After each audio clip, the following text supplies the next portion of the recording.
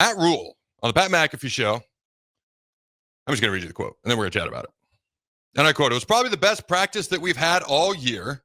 I think our defense made a real jump this week," end quote. And then he says another quote. Again, this was last Friday or Thursday, whenever he goes on every week with Pat.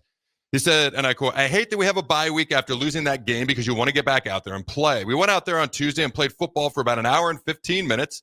Sometimes you just got to get back to playing." And then I actually cut off the rest of the quote. I assume he says the game or football. And that'll be the end of that quote. So we're going to chat about that. Has Nebraska made a real and true jump during the bye week? Let's be honest. We won't know. Nobody knows. Like, Rhule could be correct. Nobody would know better than him. But he could be correct. That could be the best week of practice they've ever had since he walked through the door about 2.5 years ago. But we won't truly know if there's an actual jump been made until the game on Saturday. So we're going to come back. We're going to chat about that real quick. First of all, I want to give a shout out to our sponsors and partners. All right, it's the noon hour. Ladies and gentlemen, you know what that means. It's lunchtime. The lunch hour of the Adam Carriker Show here on The Ticket is sponsored by our good friends at Mulberry Barbecue, now with 2 locations at 11th and Cornhusker and at 61st and Apples Way, right off of Highway 2 by Lowe's. Both locations are open Monday through Saturday from 11 a.m. to 8 p.m. Try their burn-in sandwich, a brisket burrito, barbecue nachos, full slab of ribs, half-smoked chicken, and much, much more, plus incredible size. Get fueled for lunch today or make dinner plans at Mulberry Barbecue, located at 11th and Cornhusker and at 61st and Apples Way, just off of Highway 2 by Lowe's. Again, we'll be doing another on-location show here at some point in the very near future. Jake, when you hear that, the word jump, I heard that all offseason. The best practice we've had. I'm not going to lie. It's not Matt's fault, but I had flashbacks to some Frost press conferences. Now, am I trying to poke holes in this thing? No, these were my immediate thoughts last week when I saw them. Bye weeks are great for multiple reasons. And it also depends on the time of the year that you have that. Bye weeks late in the year are great for getting your nicks and your wounds and your beat up guys healed up. Early in the year, they're great for getting better and learning and improving, especially, and with all due respect to Houston Christian and Akron, it was almost like we had a bye week when we played those 2 teams. Because think back to Dylan, think back to Emmett, think back to the starters. They sat out the last quarter and a half of Akron and the last second half of Houston Christian. That's 3.5 quarters. They basically had a bye week, then Michigan, then a bye week. So this past bye week, I sure hope was used to make a jump, to get better, to improve, to blocking, tackling, shedding blocks, getting physical. I said before the bye, I call it a Husker drill. Forget calling it Oklahoma drill.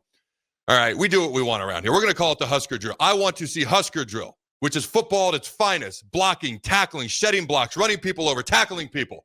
Oklahoma drill is what I'm talking about. It's now called Husker drill here in the state of Nebraska. You're welcome for the name change, unless you're from Oklahoma. That's what I wanted to see. And then I wanted to see one-on-ones.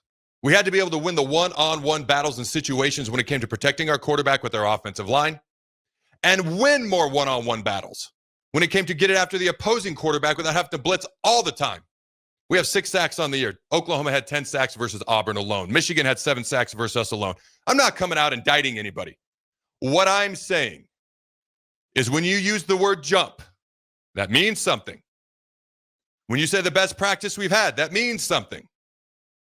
I am hoping that it is true. We are a double-digit favorite to Michigan State. If we beat Michigan State, we're 4-1.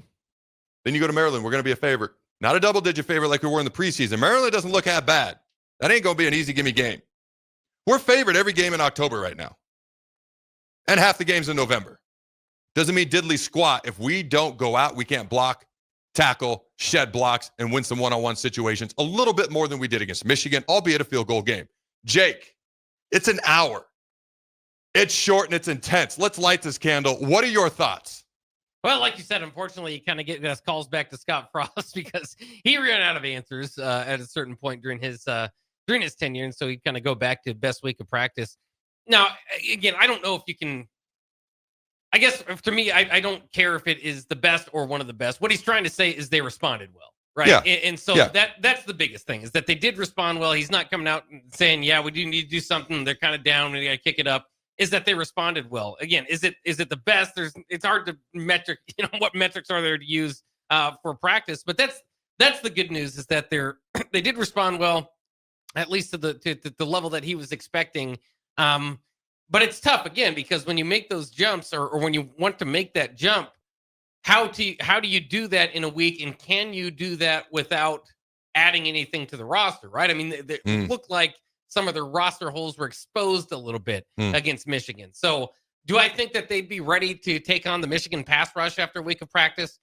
I'm not sure they have the bodies capable of that. All right, maybe they could scheme it a little bit better, but are they preparing and getting prepared to move on from Michigan? Hopefully, learn some lessons and give it their best shot moving forward. I hope so, and I hope it wasn't that hard for them to do. I know it's hard to lose any game, but I know they had national championship expectations as well. But this was a team that very likely never was going to go undefeated, and so it was going to need to bounce back. And so far, I think during the Matt Rhule era, we've usually seen at least them be able to bounce back well. That's a very good point. You think back, Michigan game year one. Michigan game year one. He had him scrimmage that Sunday night, the very next day. Do you remember that? Yeah. I'd never heard of such a thing in my life. I had heard of some crazy things in my life. Like I played for a coach where every practice in the bye week turned into a never-ending scrimmage. It was harder than fall camp. And this was going into the Colorado game at the end of the year when you were beat up. I'd never heard of a coach coming in the next day and saying, we're going to scrimmage on a Sunday night. I freaking loved it. And on a short week, remember, that was a Friday game in Champaign. They went on a short week on the road and beat Illinois that Friday. What was it last year? There was a good bounce back game last year. What was it last year? Well, just the fact that they got destroyed by Indiana and then took Ohio State to the brink. That's what it was. Because remember, I kind of got shredded for daring to say Nebraska can earn respect this week. I have this crazy notion that sometimes players and teams play better one week than the other, and there are emotions and human being factors that go into games, and it's not just a name and a face on a computer screen that always is the exact same player. So I dared to say that, and I got shredded, and then people after the game were like, I see what you were talking about. I had no idea what was going to happen. We could have lost 1,000-0. I just simply said we could earn respect. Now we can earn respect by winning some more of these games. You make a very good point, though. We're not going to play another team quite like Michigan. What I mean by that, you look at the month of October. Michigan is not as good as they have been in the trenches. But keep in mind, they were undefeated 15-0, won a national championship 2 years ago. So that's quite the barometer, okay? Even a year ago, curb stomped Alabama, beat the national champs in their house for the fourth straight year. So even if they're not as good as they were last year or 2 years ago, they're still pretty good. I look at the rest of October, we're not going to play a team with the line of scrimmage, offensive, defensive lines that's as good as Michigan. That's not to say they're weak or they're soft or they're not good or they're not above average or not pretty good. I look at the rest of the schedule and I look at the trenches of all the teams that we're going to play, and I only see one, maybe two. Not USC, sorry, not in the trenches. As a team, yes, USC might be better than Michigan, but not in the trenches. Not where we need to upgrade. Penn State, although I'll be honest with you, I thought the Penn State offensive line might win the Joe Moorhead Award this year for the best offensive line in the country. Oregon won the trenches. Their offensive line controlled Penn State's D-line, and Oregon's D-line and whole controlled Penn State's O-line. They won by 3 points. Oregon did. The whole entire game, I felt like they had so many drives deep into Penn State territory that just didn't manufacture a point. They were controlling the game. It was just, I was waiting at any moment in time for the floodgates to open and Oregon just to run them off the field. And then they went up by 2 touchdowns. Credit to Penn State for coming back. I mean, credit to them. There are stats in that game. Sometimes a game, the score is not as close or is closer than the game actually was. Sometimes the stats are inverse. What I'm saying is that was a double overtime game. Penn State could have won that game. Oregon controlled that game. Controlled it. Penn State really had about a 7-minute window in the fourth quarter. Oregon controlled the other 53 minutes and in reality the 2 overtimes as well. So my point is Penn State's really good in the trenches. Michigan, I don't think they have the better team. They might be better in the trenches. Iowa, I don't know. Like, I'm looking at the rest of our schedule. Did we just play the team with the best offensive and defensive lines we're going to play all year? Absolutely one of the 2 or 3 best unequivocally. Now, we still have to get better. Because if we go out against Michigan State and we get controlled by an improved Michigan State team, but a team that we're a double-digit favorite at home after a bye too, Michigan State's after a bye in all fairness as well. Like, we got to get better in the trenches. But that may have been the best offensive and defensive lines that we'll play all year. Is there anything off the text line real quick, Jake? There's a few thoughts. What do we got?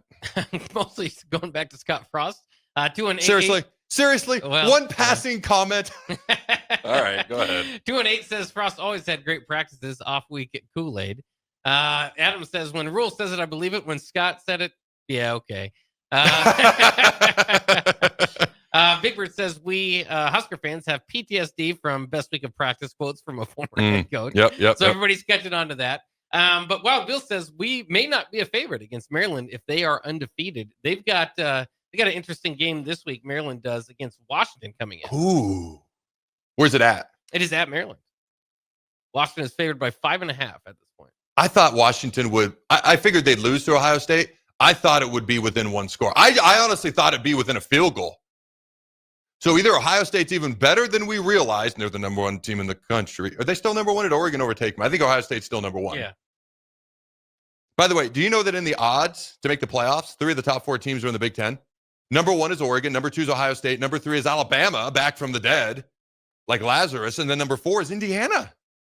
The Fighting Kurt Cignettis. Holy smokes. Iowa played them closer than I thought they would.